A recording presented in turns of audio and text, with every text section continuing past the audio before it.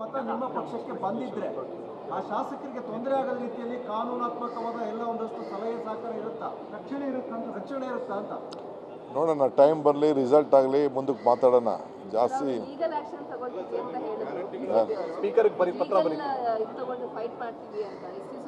ನನಗೆ ಗೊತ್ತಿಲ್ಲ. I don't know. S T Somashekhar ಅವ್ರ ಕಾನ್ಫಿಡೆನ್ಸ್ ಮತ.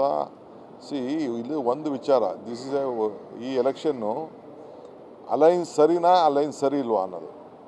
ಅವ್ರೇನು ಹೊಂದಾಣಿಕೆ ಮಾಡ್ಕೊಂಡಿದ್ದಾರಲ್ಲ, ಆ ಹೊಂದಾಣಿಕೆನ ಮತದಾರರು ಒಪ್ಪಬೇಕು, ಶಾಸಕರು ಒಪ್ಪಬೇಕು, ಮತ್ತು